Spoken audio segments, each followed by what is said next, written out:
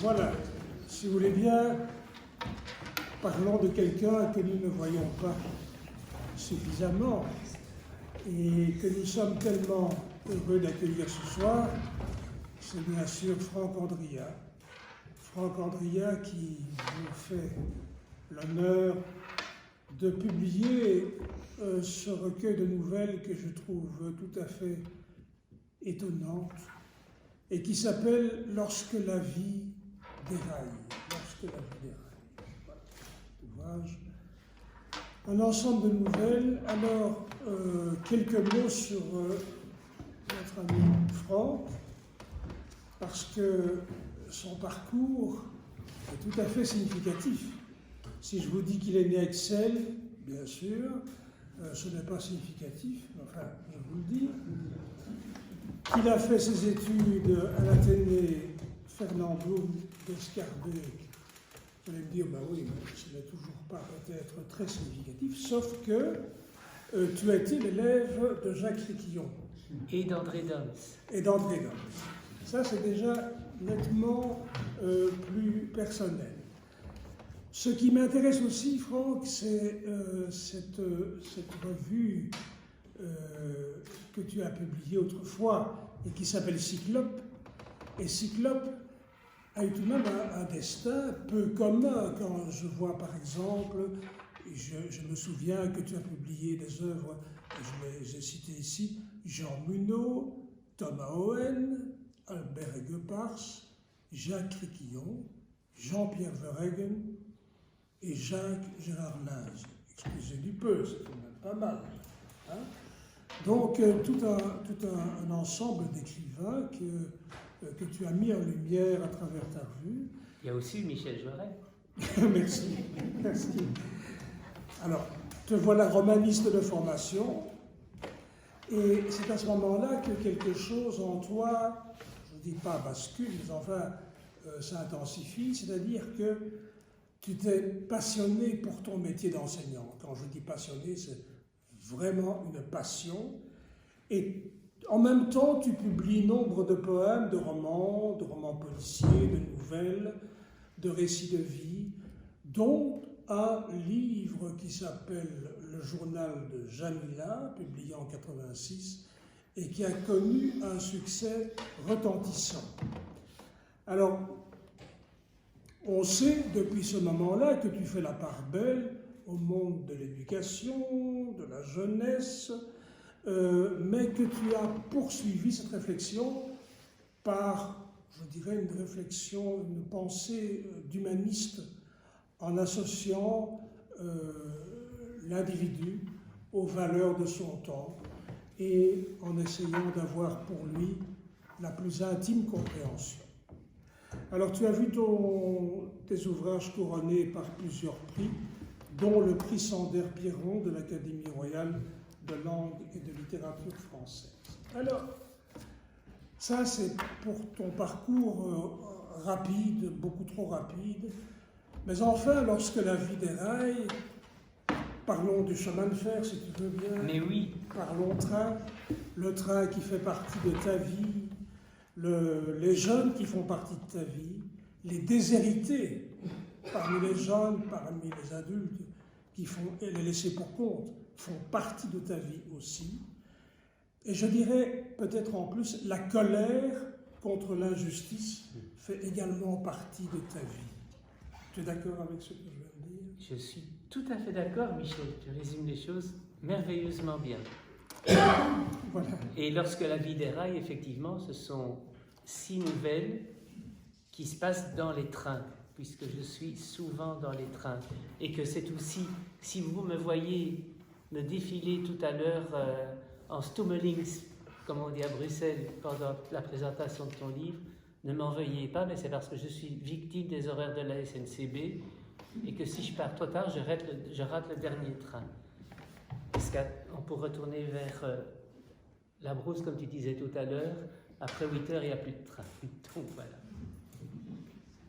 Voilà. De 8 heures là-bas. Voilà. Oui. Ma première question, c'est évidemment tes personnages parce que tes nouvelles sont pleines de petites et grandes personnes. Il y a des enfants, des adolescents, des grandes personnes qui sont déconcertés par la vie, je dirais en gros c'est ça, ils sont déconcertés par la vie, et qui tentent de se réinventer d'une manière ou d'une autre. Et pour se réinventer, d'après ce que tu écris, eh bien ils profitent du train. Pourquoi? Et on expliquera, on détaillera par après. Parce que le train serait un microcosme de la vie elle-même, où tout redevient possible. Est-ce que c'est une manière d'introduire tes nouvelles, ce que je viens de dire? Oui, chaque nouvelle est une histoire de Chaque vie, nouvelle est une histoire de vie. de rencontre d'une personne ou de plusieurs personnes dans une des nouvelles, dans son intimité, avec, comme le disait très bien Anne-Marielle, ses fragilités, ses failles, ses fêlures, et ce qui amène ses vies à dérailler parfois sur un détail. Dans la première nouvelle, il y a un écrivain qui se croit sorti de la cuisse de Jupiter et qui écrase tous les autres. Et voilà, c'est lui qui fait dérailler et sa vie et celle des autres par son mépris qu'il a pour les autres.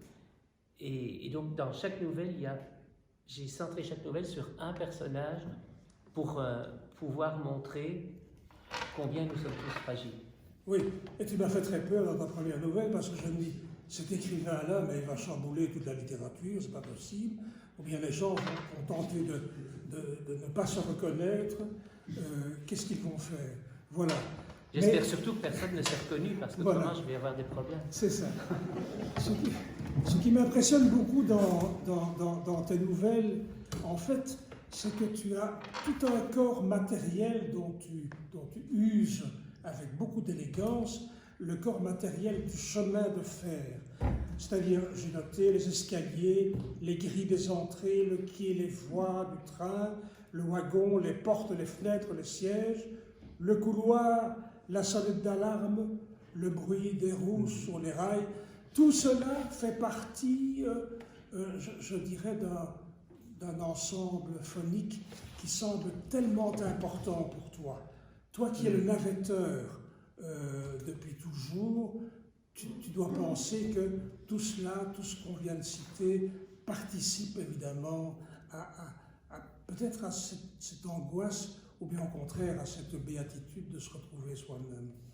Et puis à cette atmosphère très particulière des trains, où on est nombreux, où plein de vies se rencontrent, mais où chacun reste dans sa solitude. Et donc, chacun est relié par tous ces fameux bruits que tu cites. Oui. Et alors, bon, c'est une... Les voilà dans le train, tous ceux dont on vient de parler, et ce sont des gens, c'est une humanité en perte d'humanité, en fait. C'est un petit peu ça qu'on ressent, et qui sont quelque peu animalisés. Animalisés, c'est-à-dire qu'ils vont peut-être subir un peu cette posture particulière, et notamment parmi les postures particulières, il y en a une évidemment qui me semble très importante, et tu en parles souvent, c'est le défilé des paysages. Le train traverse le paysage, et ce n'est pas anodin, un petit peu comme s'il traversait le temps. Est-ce que je me trompe? Oui, exactement, parce que notamment dans la dernière nouvelle dont je ne vais pas vous raconter la fin, mais donc elle se passe sur une ligne que je prends beaucoup, entre Bruxelles et Arlon, et ce sont deux personnages, un couple, un vieux couple, qui sont aussi parents, et qui, au fur et à mesure du trajet vers Arlon, et des gares, ils s'arrêtent à Sillé notamment, et à Namur, et il y a des souvenirs qui reviennent de personnes qu'ils ont pu rencontrer, et c'est vraiment le voyage qui leur permet d'aller au bout de leur histoire intérieure. Voilà, et je crois que le moment est peut-être venu de donner le ton de ces nouvelles. Si tu as la gentillesse, Isabelle, de nous lire un passage important, et on dira pourquoi.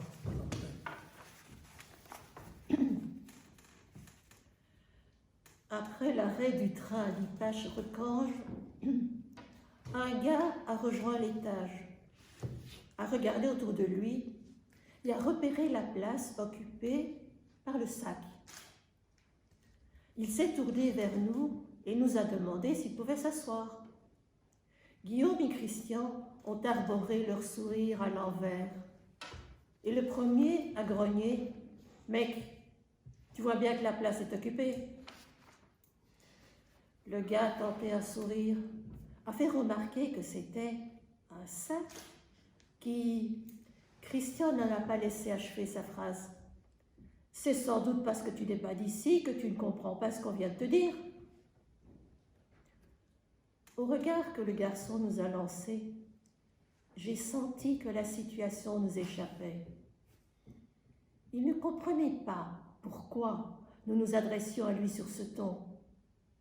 Il avait notre âge, 16-17 ans, et Christian n'avait pas à lui répondre de manière aussi méprisante. C'est du moins ce que je pensais. Mais ni Christian, ni Guillaume, ni Rodrigo n'étaient de mon avis. Ce dernier s'est levé et son mètre 85 impressionne toujours. « Tu comprends mal, mon gars. Dans quelques minutes, mon pote Joachim, qui prend le train à Schuweiler, va s'installer sur ce siège. Donc, tu dégages. » L'autre ne s'est pas laissé démonter. Il a rétorqué « Tu es étranger, comme moi, et tu te conduis en raciste ?» Ce mot, mieux valait ne pas le prononcer devant Rodrigo. Il a mis la main contre son oreille, s'est penché vers le visage de l'autre et a soufflé « Rat, quoi ? Ici, s'il y a un rat, c'est toi, la rame. » Voilà. Donc, on se trouve là dans un épisode conflictuel, mais tout ça parce que c'est le train aussi.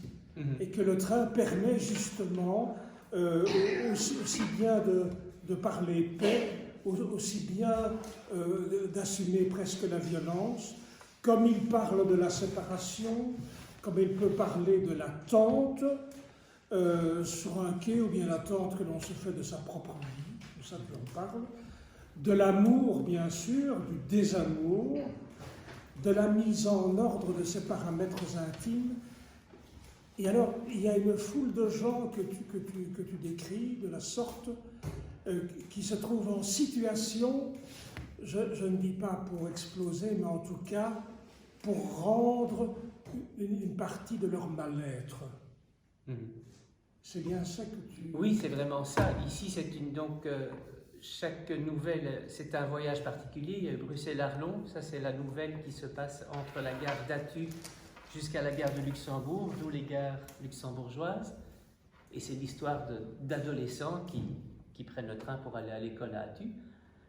Et donc, oui, il y a cette violence qui ne se dit parfois pas et qui, dans ce texte-ci, se dit parce qu'il y a un rejet de ce personnage que... Merci pour la lecture. De ce personnage qui est un réfugié syrien et qui arrive chez nous en se disant, c'est un personnage qui s'appelle Nadir, qui est apparu dans un de mes autres romans. Donc sa maman a été tuée par l'État islamique, ils ont fui ici et il s'attendait à être bien reçu et il se rend compte que ce n'est pas vraiment le cas. Voilà, et ça c'est évidemment le côté pénible des individus qui évidemment va se manifester, mais aussi des histoires d'amour qui peuvent être tout aussi pénibles, ou bien un couple sur le quai qui se dit au revoir ou adieu, etc. Ils se séparent, mais c'est bien le train qui va faire, je dirais, exploser tout cet amour, toute cette amertume, ou bien, je veux dire, ce complot qui consiste à rencontrer une autre femme lorsque le train sera arrivé à destination. Tout ça, tu en parles très bien. L'histoire d'amour, j'aimerais bien que tu lises une partie aussi. Il se tenait par la main. Le train était prévu à 15h33, et ils avaient un peu d'avance. Ils n'avaient guère l'habitude de la foule, et ils avançaient, étonnés, dans le grand hall de la gare du Midi, surpris par le flux incessant des voyageurs pressés, préoccupés, les yeux fixés sur un objectif invisible, le téléphone collé à l'oreille, donnant l'impression de décider du sort du monde en quelques mots secs. Ils auraient préféré ne pas se trouver là. Chaque voyage à Bruxelles les renvoyait à la douleur et à un monde qu'ils avaient quitté depuis des années. Voilà. Et donc, toujours dans le cadre de l'histoire d'amour, j'ai relevé tout de même que le train prend en compte cet amour qu'on vient de quitter et prend en compte aussi l'espoir d'un amour de l'arrivée, je veux dire, quand le train se sera arrêté, il y a une autre femme qui apparaît. Tout ça n'est pas dit, tout ça n'est pas avoué, tout ça n'est peut-être pas systématiquement pensé, mais le train va servir de catalyseur. C'est bien ce que tu as voulu faire. Oui. Donc là, c'est vraiment le train et les voyages en train qui relient chacun des personnages et qui montrent... J'ai beaucoup aimé la présentation du livre d'Anne Marielle qui montre ses fragilités. Et aussi, quand elle parlait de silence aussi, le poids du silence qu'il peut y avoir entre les gens à l'intérieur de ce voyage, qui souvent ils ne savent même pas vraiment où ça va les mener. Il y a deux nouvelles qui sont assez rudes, la deuxième et la troisième. Et dans ces deux nouvelles-là, c'est vraiment le train révèle vraiment le mal-être des personnes et va amener à une conclusion, du moins dans les deux nouvelles, à une conclusion assez catastrophique. Voilà. Et il y a aussi une nouvelle que j'aime beaucoup qui s'appelle Crains les trains. Oui. Crains les trains. Alors on prend en compte des différents aspects de la personnalité d'un couple, mais le voyageur devient, pour le temps d'un trajet, presque l'exécuteur des hautes œuvres. C'est-à-dire qu'il y a la femme qui reste et celle qui attend, et peut-être qu'on espère. Tu pourrais dire un passage de Crains les trains. Tu ne m'as pas cru, Maria, lorsque je t'ai affirmé que ce voyage était dangereux et qu'il pourrait me tuer, qu'il m'amènerait au bout de ma nuit, là où je ne voulais pas me rendre. Tu as souri. Tu m'as répondu avec bienveillance que je m'inventais des histoires, que tu n'avais pas à te soumettre à mes angoisses, que tu étais capable, mieux que personne, d'établir des choix et que je n'avais pas à m'immiscer dans tes décisions d'une manière ou d'une autre. C'est vrai, Maria, tu avais raison. Ton indépendance m'a toujours plu. Elle est ta marque de fabrique. Même si nous sommes ensemble depuis plus de 10 ans, au fond de toi, toujours, une partie est demeurée solitaire, une région que je n'ai jamais atteinte. Malgré l'amour, malgré une vie sexuelle intense et harmonieuse, malgré les délires partagés et les secrets que tu as bien voulu me dévoiler, ces nuages noirs qui ont assombri ton enfance. Nous nous ressemblons tant. Nous sommes deux solitaires, toi dans tes livres, moi dans les mots, dans une vie que j'aime jouer pour oublier ses dérives. Nous nous aimons avec nos ombres et nos silences, mais il arrive, comme cette fois, que les peurs soient les plus fortes, que je ne puisse pas transiger avec elles et que je tente, envers et contre tout, de t'imposer ma volonté. Oui, voilà. Et à ce moment-là, on s'aperçoit que, et j'ai relevé cette phrase qui parle de toi, qui me semble très intéressante, Le compartiment ressemble à un cabinet d'analyse dont les banquettes seraient le divan. Je trouve ça très, très juste parce qu'il se passe quelque chose et l'instigateur de tout ça est évidemment le train. Mais je voudrais passer, pour avancer un petit peu dans la structure de ces nouvelles, il y a tout de même dans le trajet de train ce dont on n'a pas encore parlé, c'est-à-dire le plaisir. Le plaisir d'être dans le train. Le plaisir qui suppose l'attente de quelque chose et qui peut aussi supposer le soulagement de n'être plus au moment du départ. Donc, tout ça crée peut-être un film, un cinéma. Tu pourrais dire le dernier texte à ce propos-là, je crois que ce serait révélateur. Il savait que le jour J, il ferait beau. Il ne pouvait pas en être autrement. Ainsi, il allait la revoir, à Herve de surcroît, où il n'était jamais allé autrement qu'en dégustant ce fromage fort comme une odeur d'aisselle. Il souleva le rideau de la salle à manger. Un ciel bleu s'annonçait, aussi clair que la décision qu'il avait prise. 2 mois, c'était long, et il avait la certitude que d'elle, il ne pourrait plus se passer. Son train était prévu à 7h46 vers Bruxelles-Nord, d'où il monterait dans 8h06 vers Liège et Eupen. À 9h22, il descendrait vers Liège central. Elle l'attendrait sur le quai.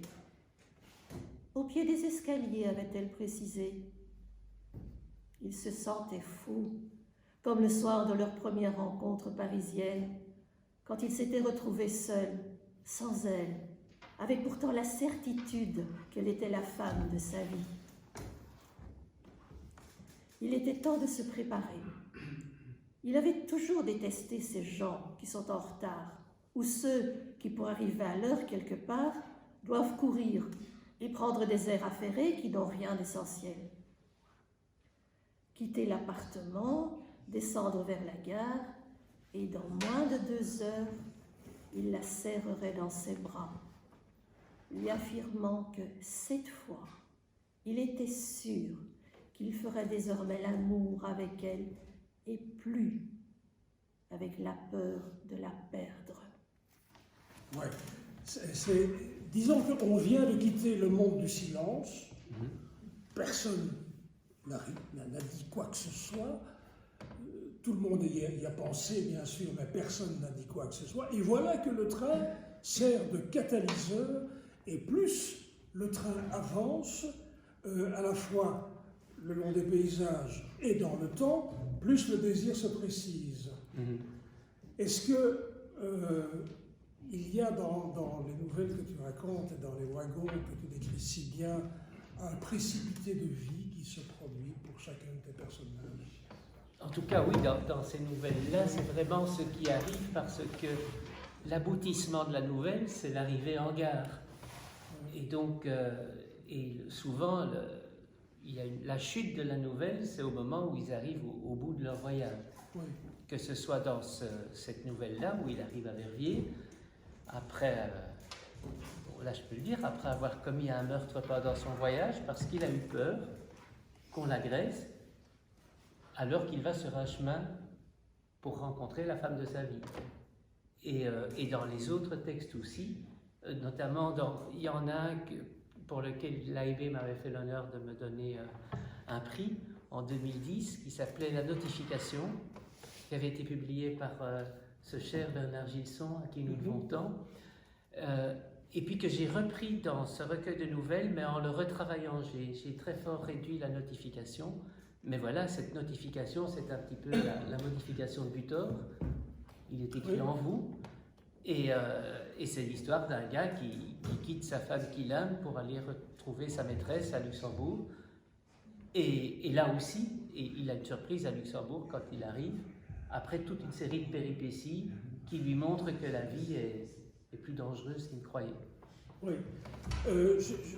J'arrive peut-être au bout de mes questions. Bailey, qui évidemment brûle mes lèvres, c'est dans ces nouvelles, dans ces 6 nouvelles, en fait, qui pense et qui s'exprime et qui fait finalement son introspection. Est-ce que c'est le personnage? Est-ce que c'est l'auteur à travers ses personnages? Est-ce que tu interviens dans le choix de tes personnages? Ou bien est-ce que tu te contentes de les avoir observés et écoutés dans leur silence? Mais c'est, je dirais, la troisième possibilité. Donc c'est les observer, les écouter dans leur silence. C'est vrai que je suis souvent dans les trains, et donc c'est étonnant de regarder ces visages inconnus, de parfois capter des morceaux de conversation, et puis à partir de là de dire tiens, qu'est-ce qui pourrait arriver comme histoire? Et automatiquement, dans n'importe quel écrit, l'auteur s'y trouve aussi. Dans les choix de ce qui arrive aux personnages et tout ça, tout ce que je raconte dans chaque nouvelle, ce sont des lignes sur lesquelles je suis allé. Le Bordeaux-Luxembourg, j'ai fait ce trajet entre Bordeaux et Luxembourg, Bruxelles-Arlon aussi. Donc c'est tous des trajets que j'ai faits et sur lesquels il y a eu des émotions, des ressentis et aussi un amusement de professeur de français. Alors il y a 6 nouvelles et c'est écrit comme les je, tu, il, nous, vous, il. Donc la première en je, la deuxième en tu, la troisième en il, la quatrième en nous, la cinquième en vous et la dernière en il au pluriel. Voilà. Pour terminer notre entretien, je voulais te parler de cet étonnant livre de Jean d'Ormesson, publié en 2009, L'enfant qui attendait le train. Tu connais ce livre? Je le connais de nom, mais je ne l'ai pas lu. Voilà. Et c'est passionnant parce qu'il raconte l'histoire d'un enfant qui prend le train, qui tombe malade, etc. Et puis, il dit des choses étonnantes qui rejoignent ton propre ouvrage. À la naissance, on monte dans le train et on rencontre nos parents. Il dit ça. Tu vois? Et puis, au fur et à mesure que le temps passe, d'autres personnes montent dans le train. Il dit alors, ce voyage en train sera plein de joie, de peine, d'attente, de bonjour, de revoir et d'adieu. Et enfin, cette dernière phrase, on ne sait pas à quelle station nous descendrons, donc vivons heureux, aimons et pardonnons. Est-ce que tu partages ce point de vue? Absolument. Absolument. Merci Michel. Moi je remercie Isabelle d'avoir rendu oui. Si bien ces nouvelles. Merci Franck de retrouver la maison des écrivains qui était toujours ouverte, tu le sais bien. Merci à vous tous. Merci.